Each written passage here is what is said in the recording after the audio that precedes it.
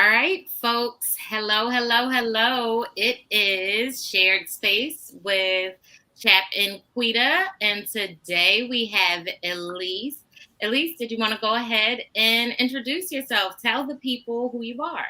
Sure, I would love to. Well, thank you guys for having me first and foremost, and welcome me onto your home here. So my name's Elise Bryan, and I actually got in touch with Chap through the company I work for is actually an insurance agency, and we typically serve union-based families, and we extend it out to association members and all different groups. I'm And sorry to interrupt. You can say the name of the company. Yep, so that's American Income Life. And we're out of the BA agencies in Lanham, so down in PG County. Okay. But we serve the whole DMV area.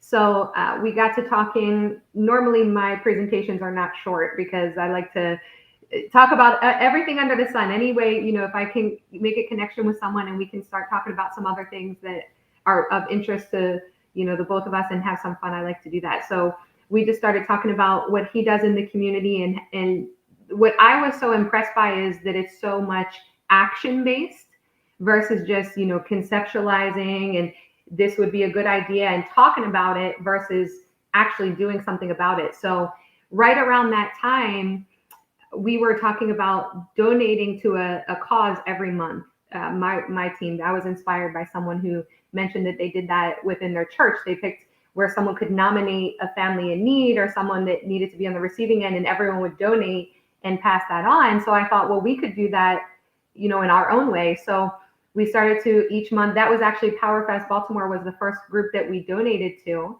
And, so we've just stayed in touch it's been about a year and a half, I would say.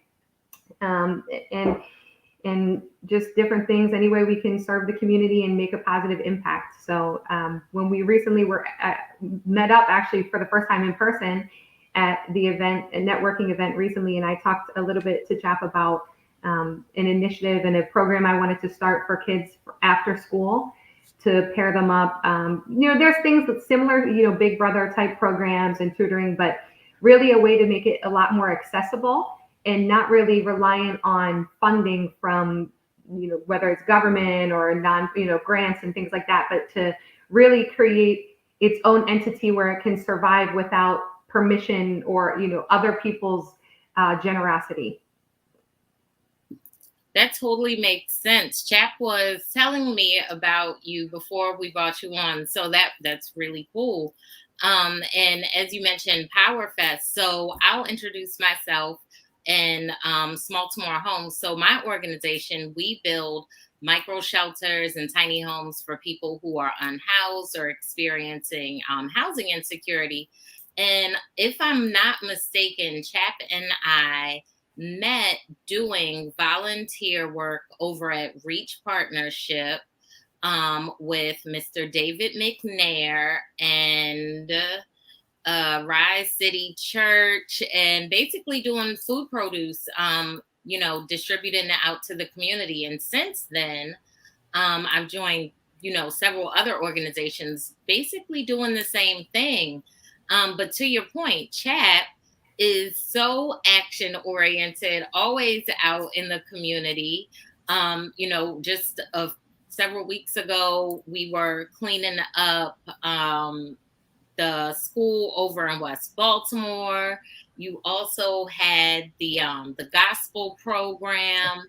I know we're having a book tour next month. It's not December yet, right? So next month. So Chap, like, what do you have going on? Tell us what's going on. Well, I also want to mention where we met at Reach Partnership. Rhonda McKinney, who at least got to meet at the event. She has been huge in helping navigate serving the community where we don't have to beg for forgiveness or ask permission. She just opens the doors and creates opportunities. So thank you, Miss McKinney, for that. If you're watching or if you know Miss Rhonda, she's a huge supporter in the community. So that's a good question. We got a couple of things. I didn't write them down. Shame on me. I know next Thursday night, if you check out blackusa.news website, there is a 10-year anniversary for them, which will be on Thursday evening, and we'll share the information this weekend or next week. It is available now, but they have a also coinciding with 100 years of Tulsa, so we'll be incorporating that into our celebration. Let's see, we have the book signing you mentioned on December 11th. Um, some Black Baltimore authors will be coming out from 10 to 12 at Avenues Market. I believe it's 1700 Pensy Ave. But if you Google the Avenue Market in Baltimore, and if you don't know where it's at, if you have to Google it, um, you know, it's a unique space. But part of our mission there, it's kind of well known for a negative context. And prior to that negative context, it used to be celebrated as Black Wall Street. Pennsylvania Avenue was a place of celebration and entrepreneurship for the Black community in Baltimore. I remember somebody reminiscing, one of the OGs was reminiscing how he went to the Royal Theater in the neighborhood and he saw like the OJs and the Platters and like he named like 5 Motown bands all on one concert bill for like very cheap, like insignificant amount of money. He's like, man, you could just do everything there, you know? And it's been since dismantled by the system kind of we operate under. But as we talk about reviving Black Wall Street and reviving that community specifically, as we talk about Black Wall Street, we want to bring things to the neighborhood, like you said, Elise, not just talk about stuff, but take action. So we were talking about doing a book signing, and even the people that own property there and are actually providing the space, Main Street. What is her name? It's Nakisha with Main Street. I always forget. It's Main Street Pensy Ave or Main Street Market or something. Forgive me, Nakisha. We'll have to get you on so you can correct me. But she's providing the space. But initially, as we were talking about it, because of the negative culture there, she was helping me find another venue to have this book signing. And Ryan Dunstan, our guest from last week, whom you met from the Homelanders at the event, he put it on my heart, not so much directly, but the thought arose from a comment he made where if we're going to talk about reviving this community, then we have to keep our events and bring events like of quality to the community, right? So we made a decision to actually go ahead and have the book signing there and continue to focus on doing events in that space, in the market, to not just talk about making a change, but bringing the change that we want to be, right? And then that evening, I think there's an event in PG County, which will also be on blackusa.news website. I think those are the main things coming up. I know. Tuesday nights we have the entrepreneurship class, right? Mosiah Fit has his entrepreneurship class. Yes, I think it's at 6 or 6:30 for the entrepreneurship cooking class for kids to also sell pies, Mama Louise pies, and Level Up has they're doing a toy drive right now. So Dason came and unloaded my truck full of toys that were donated from members of a couple churches in the county, including Forge Road Bible Chapel. Thank you guys. And then you have is the walk with the doc still going on? It's getting cold. It is getting cold, but so this is the thing, Chap. I'm gonna be honest, right? The decision was to stop December 19th because it's getting colder. But although it's getting colder, every single week more people show up. So if the community continues to show up, we can't just stop December 19th because it's obviously something that the community needs to do. You know what I mean? Like people aren't showing up for fun. We're literally walking with doctors and talking about health issues. So it's still, a good time and a networking, opportunity. It's absolutely all about mental health and physical health. So I don't know. I think I'm going to just have to go find me another vest and some earmuffs and call it a day, honey, because I think we're going to be out there through January and February if this continues. I'm going to be honest. So I also wanted to say thank you to Elise because as she mentioned, she called me. I was working for the city, and she called me to basically arrange my life insurance through the city through the policy. And what happened was we must have talked for like, usually when you get those calls, you're like all business, transactional, get them off the phone, move on. We talked for like 2 hours or more. I'm sure it was more than 2 hours, but I don't want to exaggerate too much. But it was a while, but in a good way. We just talked about community stuff and about spiritual stuff, and we just had really quality conversation. It wasn't just a transactional connection there, and I appreciate that about you. Um, and so, like she mentioned, a year and a half later, we're still communicating and connected. And she has actually, there's been several occasions where maybe I didn't even solicit or let people know there was a need, because there's always a need. Um, but she has texted me and called me and said, "Here, we want to donate XYZ money we collected this month to you guys because you guys are doing stuff." And book bags was one of those things that she helped donate to, and she made that happen. Her people in her office made that happen. We had a great book bag event that actually you and Ryan um, really supported our efforts there, and we gave away like over 250 book bags. It was amazing. That's just one of many things. She's been able to get groceries for people and diapers and all these things. Even though I'm the one out buying them, she is the resource that provided the means to be able to do that for people. So thank you very much.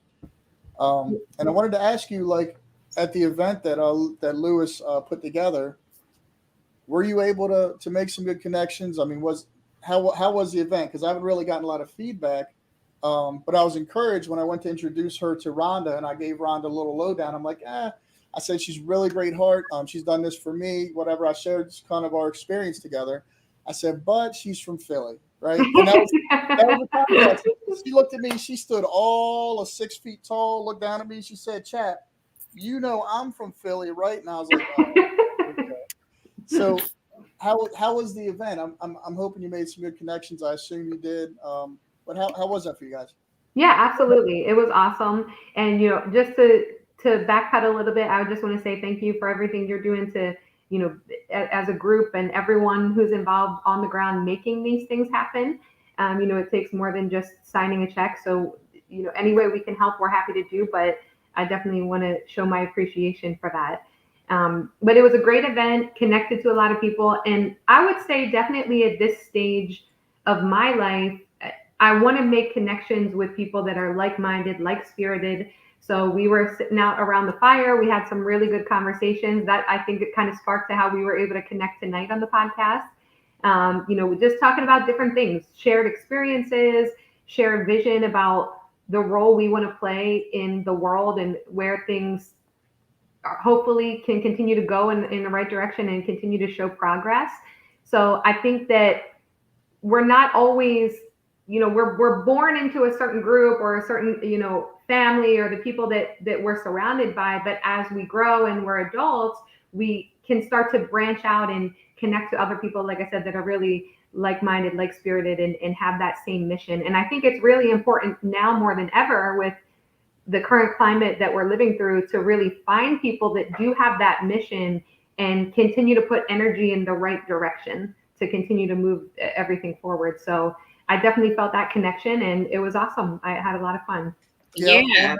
I wanted to comment, Quita, is that she mentions a fire pit. So we were on the penthouse floor of a building downtown on like right on Light Street, and I think it's Luminary One, and we had a really nice event and really classy. They had an outdoor pool that obviously it's not pool season, but they also to the left they had an outdoor atrium with a fire pit. And in the midst of this grown and sexy event, right?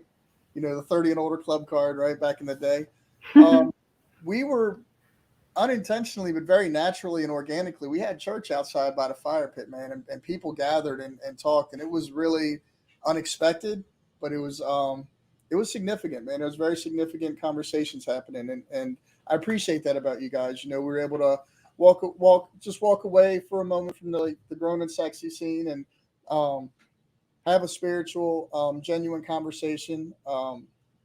An intellectual conversation, and then we got right back to eating and dancing. It was really amazing. So yeah, we missed you, Quita.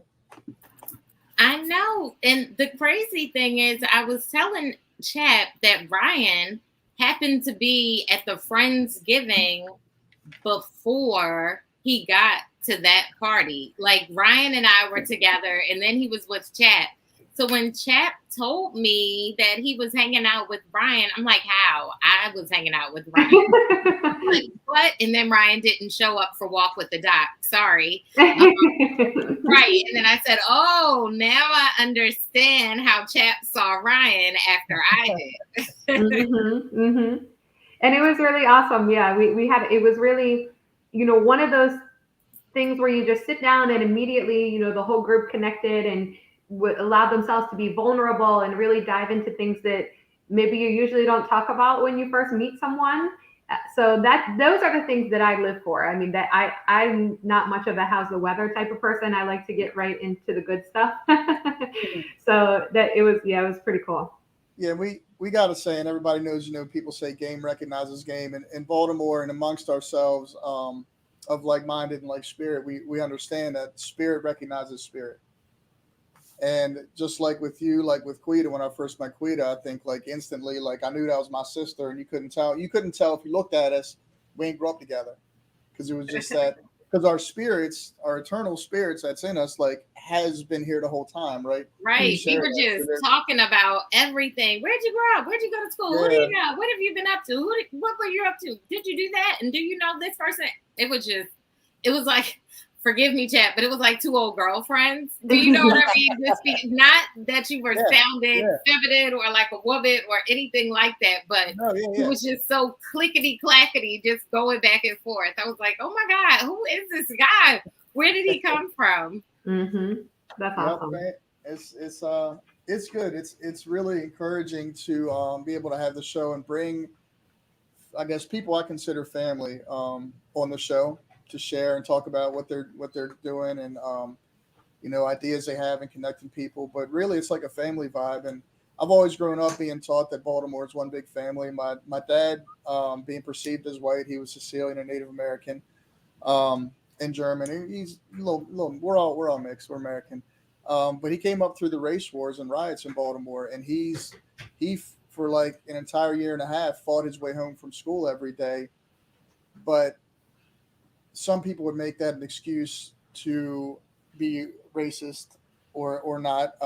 But he did not. He didn't see fit to do that at all. In fact, the following year he went to college on the south side of Chicago, and went to church in the south side of Chicago, which is historically, and everybody knows South Side's, the soul side.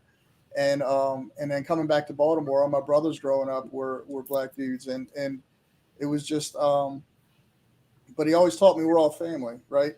And when someone's not family, if they're not of the spirit, we kind of recognize that. And the older you get and the more in tune you get with, I guess, spiritually with the truths that are in the Bible. I'm saved. I'm not very religious, but I'm saved.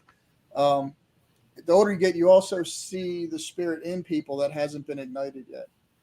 So you're not so much, for me at least, as a chaplain or being in the community, or some people say an evangelist, I'm not out there preaching at anybody, because it's not my job to save them. But what I do try to do, if I recognize a spirit in someone, it's kind of like my privilege to help ignite that spirit or help awaken them to that knowledge in themselves. And everybody's different.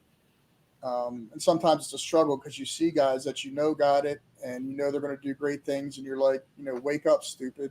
But nothing you can do, nothing I can do, sometimes is going to awaken them to that, and that's sometimes a struggle, right? Sometimes you just have to plant the seed. Like everything is a struggle. I'll agree with you on that one. But to your point, like reaching out and touching the community, sometimes it's the language. You know what I mean? Like some people, for whatever reason, want to reject God.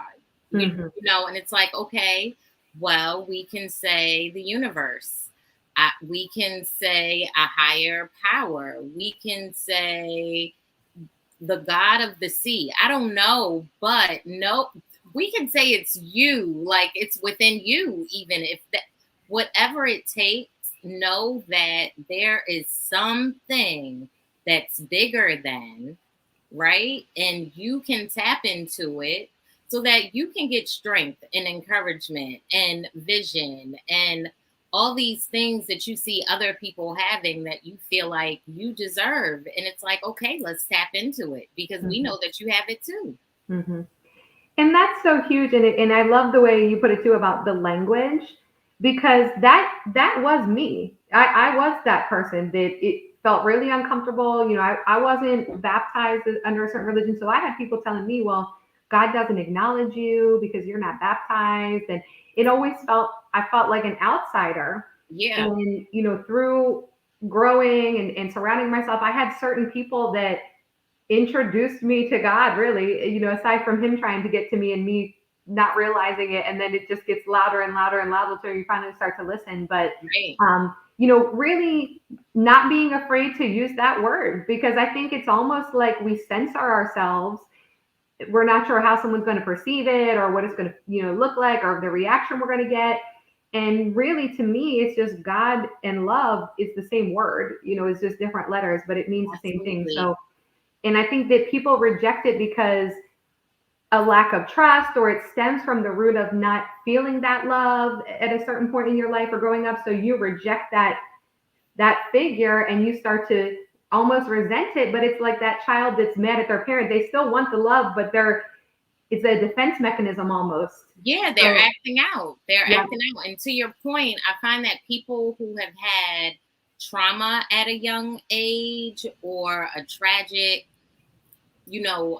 incident at a young age often want to reject God or Jesus. And I understand from that perspective. And again, if that is what you don't want to talk about, that is fine. It is within you, it is the universe, it is your tribe. But know that you got the same thing that everybody else around you has. Like whatever you need is within you, and we're gonna find the resources to pull it out. Like Elise, come to the hood. Like Chap is doing the work, and Elise is the resource. And now kids have book bags and school supplies. Like one way or another, we're going to get you what you need as quickly as we can. And sooner or later, we'll be getting you what you want so that you're no longer in that survival mode. Like it really just breaks my heart that kids are out here busting windows and squeegeeing, and people are talking so bad about them. And really, these little boys and girls, because let's be honest, there are girls out there too, squeegeeing windows because they need to eat. Like, Mhm. Mhm. Mhm. if there was a job that they could do, like kids can't work till they're 14, but guess what? They got to eat as soon as they come out the womb. So some parents are not providing, and as soon as they are old enough to know how to lock the door behind them, they're outside trying to make money. Okay, Mhm. like listen, people, and there are people that don't understand that, and Mhm. I know that Chap is not one of those people. Obviously, Elise is not one of those people. But if people could understand that, then maybe there could be some empathy. And like I always say, if we treat humans like humans, the world would be a better place. Mhm. I don't want to cut you off, Pat. It looks like yours. No, no, no. Go ahead. Go ahead. Mhm. And I think that people need to acknowledge that go-getter attitude, or that fire in someone's belly to want to go out and provide for themselves and work for it. That's a good positive thing. I know a couple of business owners, and it's like there's a deficit of people that want to go out and earn money, right? So if you have that and that's in their spirit, we need to find ways to allow that to blossom and become a good trait, not It's suppress it. entrepreneurship, Yeah, right? yeah, yeah. And that's part of what my vision is allowing kids the opportunity to channel that in a positive way, pair them up with someone that helps them believe in what they're capable of doing, not what they turn on the news and they believe they're capable of, or by all these other influences, but strictly by planting the seed of that person's belief in themselves and then watering that seed to create all these positive things that can grow from that: empathy, discipline, courage to push against the odds, all these things. If you just plant that seed in a young child of belief in themselves, and then you water it along the way, by exposing them to ideas or thoughts or people, like you're doing small to more homes. I mean, that would be awesome. Imagine having a bunch of kids working, building those homes, and the sense of pride and achievement. So that's what I'm looking to accomplish, where connect kids where that they can learn how to set up a garden, and they can bring the food home. They can pair up with all these positive role models and people that are doing positive things in the community, help with those things, and get that sense of pride and accomplishment in a way that's going to be positive, that they can continue to grow in that area, and maybe find something that they didn't even realize. They might realize that they have a knack for working with their hands, or find passions, and just continue to be exposed by more positive role models of people out there, and expand what they believe is possible for themselves. Right. Like Tupac said, like he wants to spark the mind of a genius. So if we continue to pour into kids, we'll spark that, that interest, that thing that happens naturally, in that entrepreneurship, that mindset, that side hustle might be an empire one day. We don't know. Like we have no idea. And to your point, when you were telling me about your organization and that it's not fully formed, I'm like, oh, that's fine. That doesn't mean anything. Like people are out here doing the work with less. So like, let's talk about, maybe you want to do a kids advisory board to help you figure out what type of programming to start with, or what, what might be wanted in the community. But there's so many different ways that you can start to launch, your initiative, that it's never too soon to start talking about it. And I noticed that Joey and Rico have checked in on Facebook. There was somebody else, but I didn't catch the name, so I'm sorry. So, Elise, have you been volunteering with any of the organizations that you've been working with in the past? So we've done a couple things, not specifically with Chap. We always kept missing each other. But there's another group that I've worked with called Women on the Move, out of Baltimore as well. I don't know if you've heard of them. But we've done a Father's Day event where we got together and, cooked the food and set it up and set it. Their goal was to make people feel valued, right? So it was really good food, real silverware, not just a less than type of mentality. So decorated it really beautifully. So volunteered for that, a couple events to feed those. And you don't have to necessarily be without a home, but just anyone who's in need of that. So also, I was working out at Harrisburg, Pennsylvania for about 2 years. And there was someone who was within our office, and we built some beds for people that didn't have the opportunity to even have beds for their kids. So we built bunk beds in a wood shop from scratch. So that was really cool. So a couple things here and there, but definitely as I continue to grow in terms of my business, where, we're able to get the money to kind of contribute, I want to balance that out, have maybe a little bit more free time to be on the ground with this stuff as well. Well, so this is the thing. I asked because when I started Small to More Homes, I would jokingly say that I was a professional volunteer.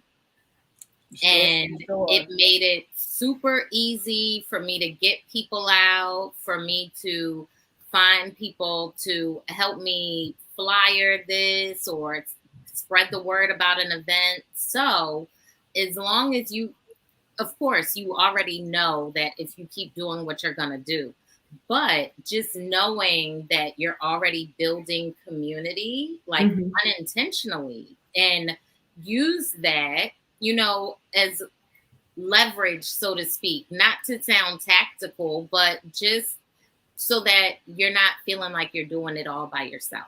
Right? Yeah, absolutely. Yeah, great idea. Awesome. Thank you. Yeah, we definitely don't. I wanted to comment, Elise, on how you're talking about what was it called? Women on the Move, correct? Yeah. And I think that's one of the fruits that we recognize each other by is that our motivation is part of our motivation is delivering hope to our community or whatever resources or services with dignity, Hmm. right? Hmm. You can be you can I mean, the government does it all the time. That's all they do. They deliver resources, but treat you like garbage. They condescend to you. They make you wait. They give you the runaround. Um, it's a horrible system, but they have what you need, right? And so when we have something people need, and we as people in the community, or sometimes in the same need of what we're giving away, I've been hungry and fed people, you know. Hmm. I've been homeless and given cigarettes or money to another homeless guy. So, Hmm. um, but the dignity is the difference. The dignity is the difference, and I just wanted to comment on that. And even giving dignity to the youth that you recognize, um, maybe they're squeegeeing, maybe they're ripping and running dirt bikes, maybe they're doing different behaviors that are not socially acceptable, but take a step back and look at what they're doing, right? Take a step back and look at what they're doing out of context and imagine what they could be doing in context with a support system or a family, right? Like, um, it would Right. just 'Cause make a some of huge these dirt difference. bike drivers, oh my God, they can wheelie for 2 miles. Like, Hmm. Oh yeah, all it's the way up to Alaska. amazing Oh to yeah, me. Like, it's fascinating to me, quite frankly. So I just pull over, like, do what you do, boys. Like, I actually enjoy it. Sorry, Baltimore to heart. My bad. Hmm. yeah. So Yeah. I'm gonna share this comment from Mr. Noble because I know you got ties to Baltimore, brother. So it's nothing new. Every time that we, as a nonprofit, even in my chaplain hat, have tried to partner and do things in the community using the resources that the city offers, whether it's a Parks and Recs or a rec center or the chaplain network or anything tied to the city is just so political, and it's just such a huge, cumbersome stumbling block and obstacle that it's just been my personal philosophy that I don't associate. I try not to associate with any of it at all. Like I still serve as a police chaplain because of my relationships with the police departments, um, from the patrol officers to the captains, and other chaplains, and it's a great program. But even in that being associated to the city, there's a cumbersomeness to it, and there's obstacles where it's like I've been told more than once, you can't do that as a chaplain, and it's like, well, okay, I'm not a chaplain today, and it's difficult. But yeah, the city, and I won't even just say Baltimore City, but the political agenda is always about money, never about people. And Hmm. our young people, I just need our young people to recognize that it's not going to change. Um, and a lot of nonprofits we find are sometimes about the money and not the people as well. There's organizations that are congruent to doing things that maybe Quida's doing or I'm doing, as an individual or as our organizations. There's organizations doing that, but we've never seen them. We've never seen them in the neighborhoods, but we hear about them getting a $90,000 grant, 300, $700,000 grant. You're getting all the money, but I've never seen you once in person. Like, what are you doing, Hmm. right? They're getting the Right. money. They're getting the money, and that's okay. We don't say that with disgust. It's just a fact. Like if you and I'll tell you from my personal experience from our one time push to get a really big grant that would have opened up a lot of resources in the community. But then again, once I learned how it works, maybe it wouldn't have. But we Right. spent so much time chasing this grant that it took me literally, my feet were not on the street for weeks because I was doing all the paperwork. I was crossing all the T's, dotting all the I's, sending all the emails, reading all the requirements, making sure we did the process. And we ended up not getting the grant for PowerFest, for whatever reason, But my point is, if you're doing all that stuff, then you're not in the community. So if you're the one getting these big grants, then you don't have time to be in the community. So I'm not faulting nobody, but um, sometimes it's discouraging. Like when you have an organization that a peacekeeping mediation organization in Baltimore recently had 3 people indicted for running a drug ring out Wow. of Lexington Market and in Baltimore City, and then the same year they received multi-thousand-dollar grant or federal funding or state funding or whatever, wherever the money came from, it came from the government. So we proved in court your employees are running a drug ring under the guise of a mediation group entity in the city, but you're still going to pour money into it. Like, Something's not right yeah. there. So it's just, I don't have all the details, but I know what's in front of me, and I know that the perception, is it's a poor perception I have of this group right now. And another group where I was filming with HBO, there was a lady wearing her uniform. She was another peacekeeping nonprofit organization that's funded by the city. She came up and started beef with security and police on set, and I'm like, babe, like, go home, change your clothes, then come back and we'll fight. Don't do it. Right. You don't want to advertise. Yeah, Uh, no, no. and then again with the the policies and everything and the politics involved, trying to call the regional site for that organization and let them know, like, hey, talk to your person, because Somebody they're acting making a up. scene right Right. now. You can't get a hold of nobody. You call the numbers and they're disconnected or they get the runaround. So it's just better for us, so we don't discredit our integrity, to just stay away from all of that and leave that over there. Right. And we do what we do, like you said, without asking for any permissions. We do what we do. And if we step on toes, meeting people's needs, then there's a nobility in that. And I'll take whatever punishment comes because I know that the needs were met, right? Right. Um, Right. So, Chap, that's the one side of nonprofit life, right? But then the other side is that the funders don't even cut the check when they're supposed to. There's been several stories about hundreds of thousands of dollars that have not been distributed to nonprofits, but they're being held accountable for these numbers to produce.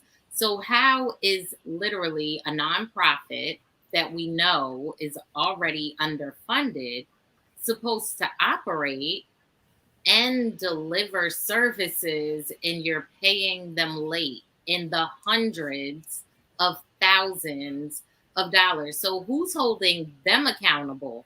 Because I know if any of these nonprofits were to pay that late or to submit paperwork that late, they'd never be funded again. and then all the time you have to spend, like, data analysis, right, and collecting data.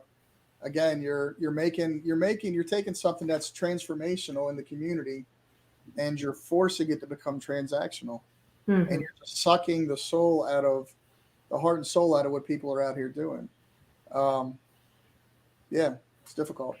And I think, if you've ever seen House of Cards or Scandal, right? Like most of us have seen these shows, it Yep. really makes you start to question everything that's going on, every decision that's being made, what the real motives are.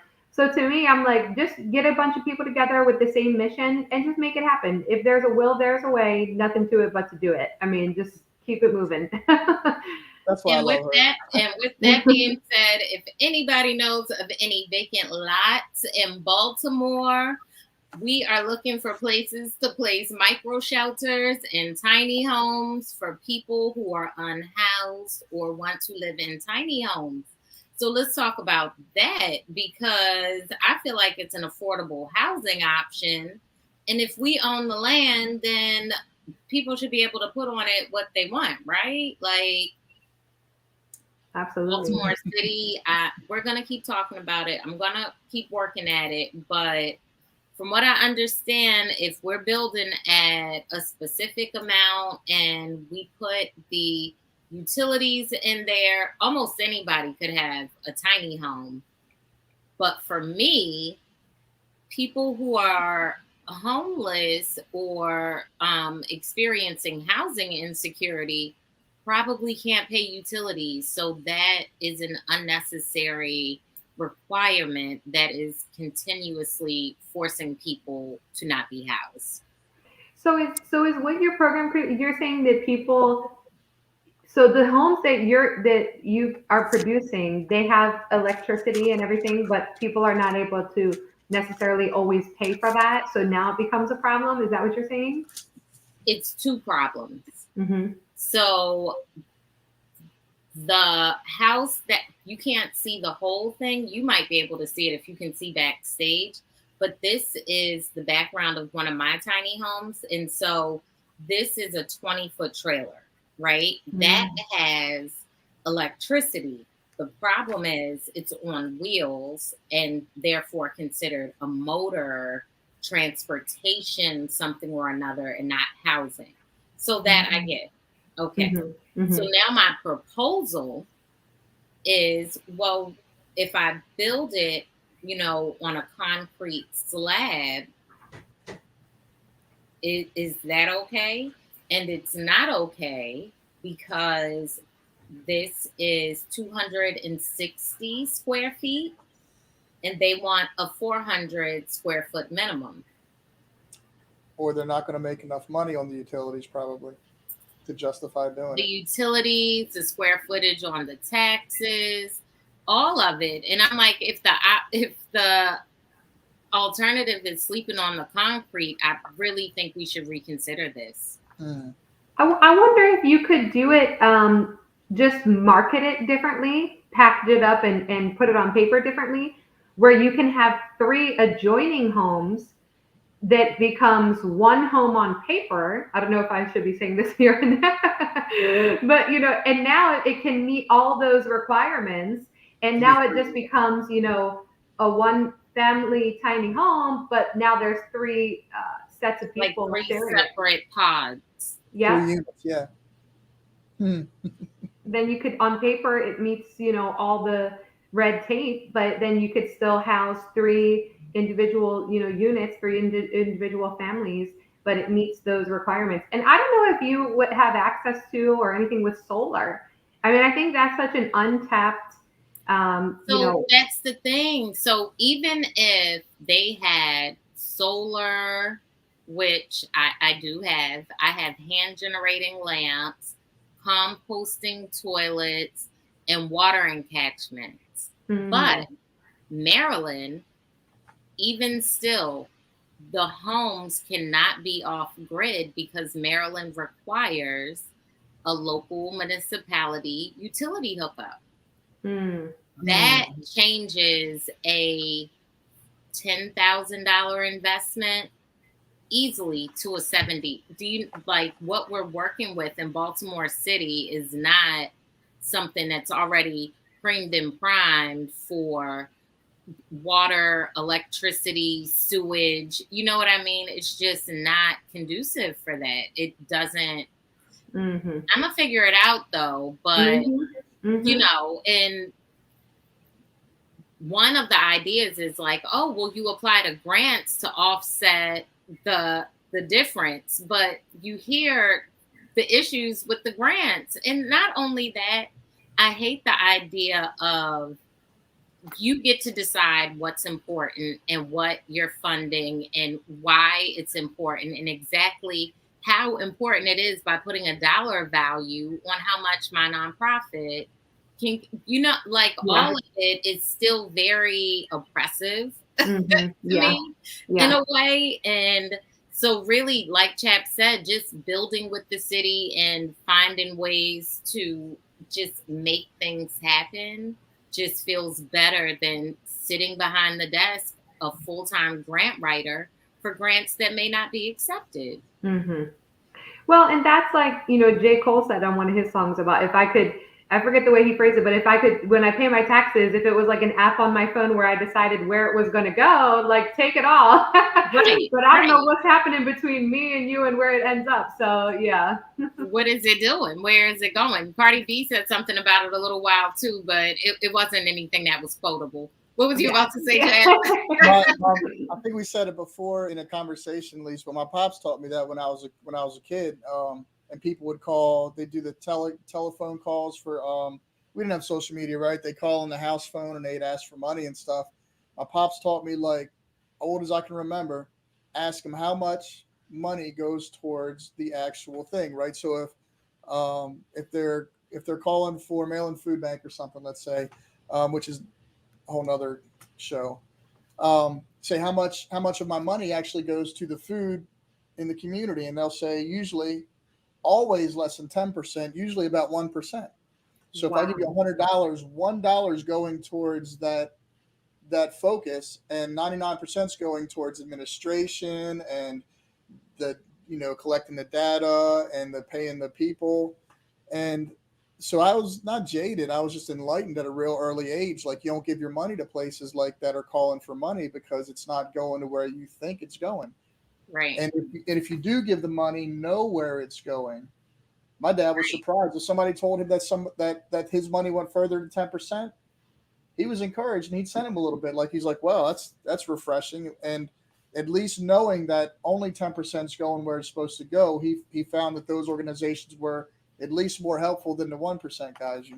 Yeah. Um, yeah, Yeah, it's a hustle. It's a hustle because, like you said, some people are in it for the money and not necessarily for the people. Mhm.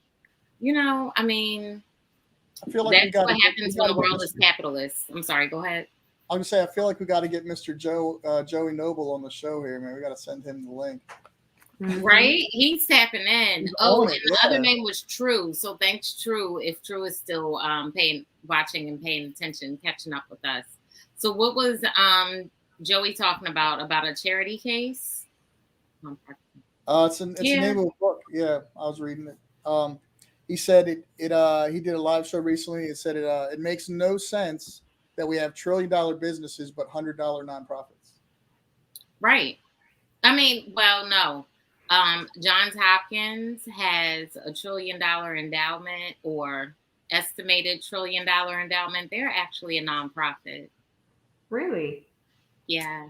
Yes, you talk about the biggest hustlers in Baltimore. This is the first time ever hearing something like that. Yeah, they're a nonprofit and In they fact, control a lot of Baltimore. Yeah. oh yeah, and all of Bayview is actually owned third party. So like even the nurses and doctors at Bayview John Hopkins are not John Hopkins employees, and they're quite disgruntled about that. Because John Wow. Hopkins doesn't necessarily pay that great anyway, considering their reputation. Because of their reputation, they don't have to. Right. They're Wow. like, I'm John Hopkins. That's what we're paying you. And it's like, And your name don't pay the bills. That's not how that works. well, their Yeah. name pays my bills. Because I will say that in context that my wife works there, and um, she holds down the fort quite well. Um, but that doesn't mean we're in agreement with everything they do or how they operate. Hmm. And they have a poor history of relationships with the community in Baltimore City, and Henrietta Lacks is one of many, many, many, many stories out here that got amplified, and probably because she was the most significant to changes in the medical field.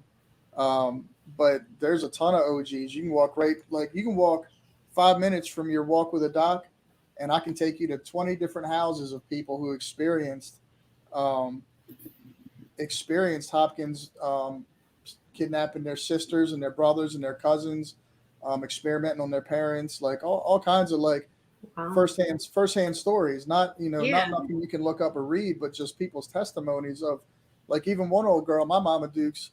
Um, she tells a story because she's a person of color, but she's real light skinned.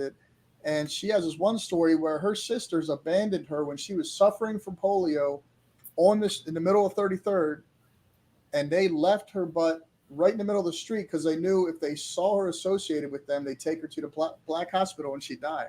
Yeah. So when they picked her up, they assumed that she was Wow. white Jewish because of her hair, and she went to the white hospital in like the 30s or 40s, um, so that she could survive. Like, they're just crazy, crazy stuff. I don't even want to talk about Hopkins. Mm-hmm. No, but that's the thing. They contribute to, I mean, and they're not the only ones. A lot of these foundations, like I always say, I feel like although it's a tax shelter to have a foundation, I feel like it's really escapism for taxes that should have been going to resources for the hood. Like, what are y'all doing? Like, giving it back to us in these little penny pension checks is, I, like you said, you don't want to talk about Hopkins, and I don't want to talk about the system because each and every let's time it let's get leads back. us back to the same BS, and Yeah, it's let's too get much. back to Elise, because Elise has a as a lot of people do, but I'll tell you, a lot of people talk, and Elise literally puts her money where her mouth is. So she has an idea for the mentorship program, and you know, I don't know if you've outlined a business plan for it, or if you have, if you've submitted it or had conversations. Like, what's your next step towards doing your mentorship program? Because So I think, and I'm sorry, I just wanted to one more comment. I think Miss Rhonda that you met the other night is a good start because she is in the school system and she understands Baltimore City. She's from Philly, so there's you guys have that space and communication. But I think she'd be a good start to figure out the next step. yeah, absolutely. And I thank you even for pushing me a little bit too, because even you mentioned that earlier in the talk about kind of seeing it in people and then giving them that little nudge that they need. Because I went to the event with the intention of bringing it up and networking, really around that idea and about how to bring it to fruition. And Chap was playing no games. I got like texts coming in and podcasts, and I'm like, all right, holy crap, I got to get this together. So that little kick in the butt definitely is huge, and it's amazing how once you start that ball in motion, how God starts to communicate to you and reaffirm it to Mm. you, and now you have all these conversations. I mean, it's just so beautiful, and I just feel so thankful for that, because it was an amazing thing. Yes, was it Saturday? I ended up out to celebrate a friend's birthday, and just start talking to someone, their cousin, and that was my first time meeting him. And he's involved in Baltimore, not from Jersey. Actually, he's involved working at the Y, and he's getting with a community college. He's involved with getting the grants for the Y, all this stuff. And the crazy thing is, I never carry business cards. And when I was getting my little bag together, I'm like, nah, let me just throw them in there. Who knows? Let's see what happens. And I just he asked for a card. I'm like, I never have business cards, but here you go. So that was like, you know, affirmation. And I know Quida and I talked about this when we had a brief phone call about the book, The Alchemist, Yeah. where it talks. I mean, that is one of the most beautifully written stories that I've ever heard. I love that book. It is just really an important book to me. But it talks about that in The Alchemist, how when you start, it will just work out. Like, you just keep moving forward, and it's just going to keep unlocking the next level almost for you. So that affirmation and confirmation I'm definitely seeing. So I appreciate that little push. So now it's really just doing the research. The idea is there. My goal is to set it up where I don't have to ask for funding, because that was a big point that when I first had the idea as well. Money is tough to get, right?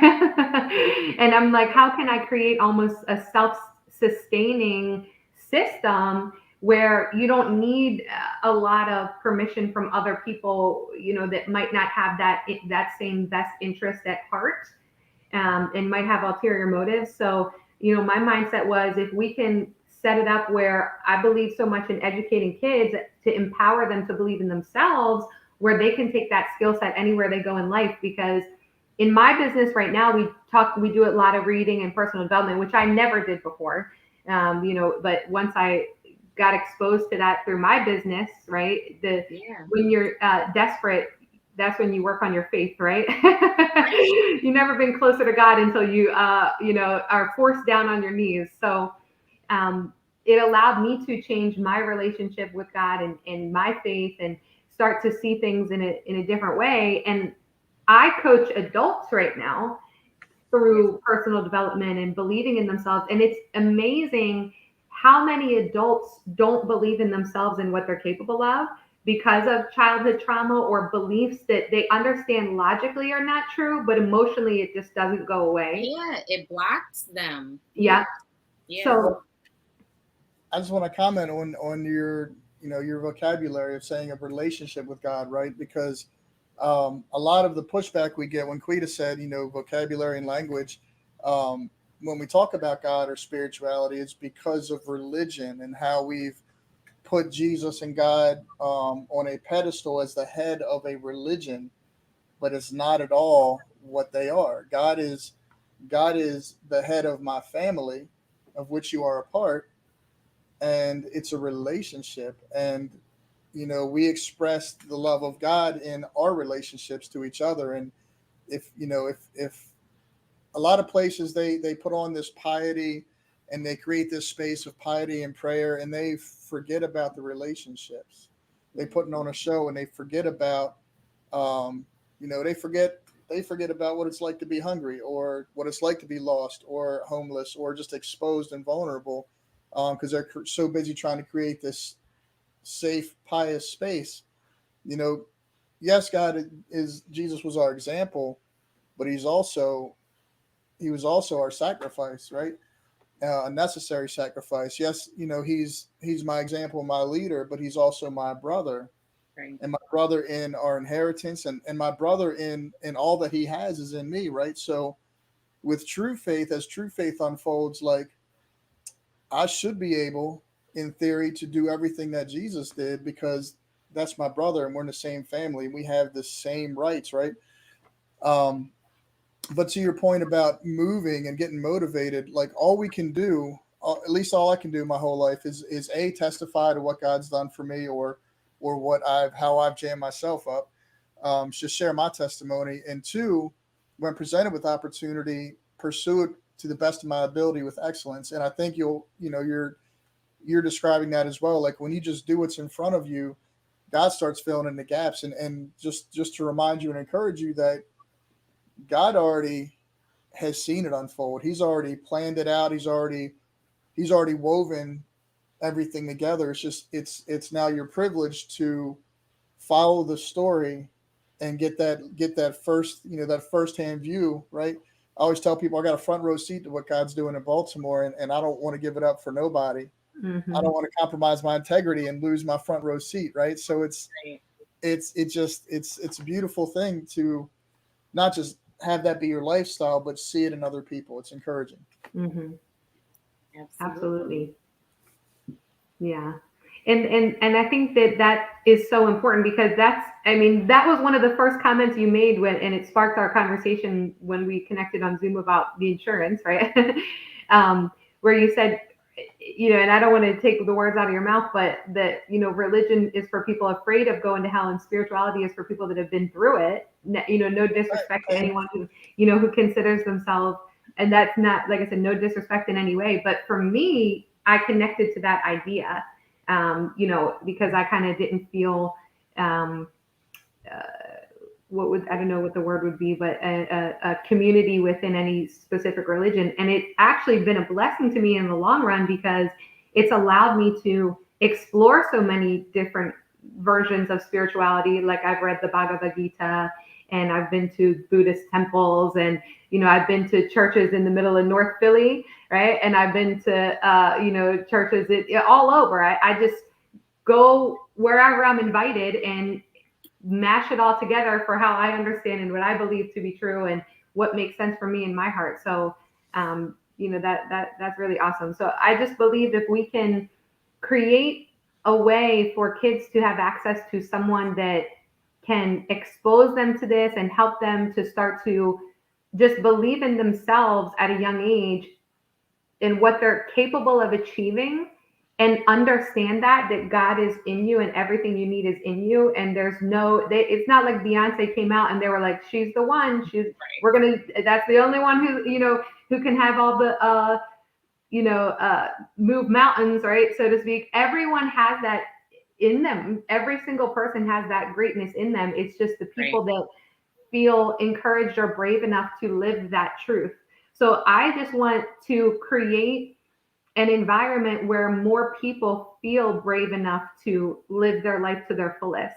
Because I think a lot of times the ego allows us to let ourselves off the hook, because the ego is so afraid of failure, where we're like, well, it's Beyonce. Like, I could never do, have this kind of impact, or, that's this person. And it's the ego that's really just afraid of the failure. That's really all that's going on. And that fear of the failure is because there's not maybe enough self-love or encouragement or belief. So my belief system is, if we can get as close to where that misleading belief is created to think that some people just don't deserve the same thing that others do. If we can get as close to the young age where that is created and remove that, I mean, I think we'll have a beautiful world to live in of people that care for each other, have empathy, work together, and are all rowing in the same direction towards a common goal. I totally agree.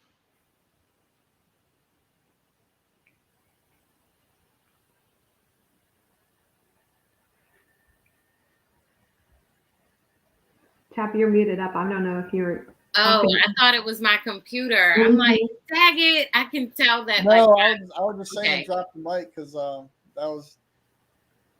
that's it. You said it.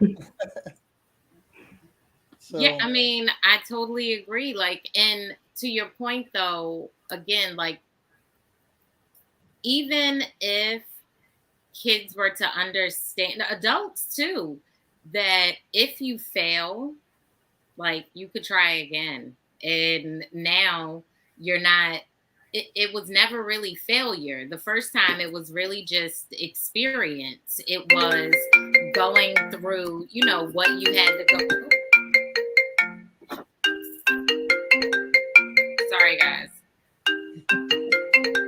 It was going through what you had to go through to learn what you needed to learn. And now the second time, you're going to be able to go better, stronger, faster because you've been through it. And that's how you learn. Like, for some reason, we forget that as adults, but we understand that as kids. Like, Mhm. oh, practice makes perfect. You say that to kids all day long. But when you're an adult, you're like, oh, this is my first time. I better get it right. No, that's not. No, that's the quickest way to fail. Like, stop it. Yep. And to me, it's, that's where when I would say my life changed and my mindset changed and my emotional well-being changed is when I made the choice to believe, because beliefs are just that's a choice. What you believe in is a thought that you repeatedly think becomes a Right. belief, right? And you can choose your thoughts. So if Yep. you don't like what you believe and it's not empowering you to have the life that you want, pick a new thought and think a new thought all the time, and then that will become your belief. Because I'm all about, changing. It's not like your past is not your future. So I made a decision to say everything that happens in my life, none of it is like bad luck or, even some people might call it the devil and things. I just made a decision to say anything that looks like it's there to destroy me, God's actually sending to develop me. Because the only way He can get me to change is by making things harder. That's the only way, because no one changes when things are good.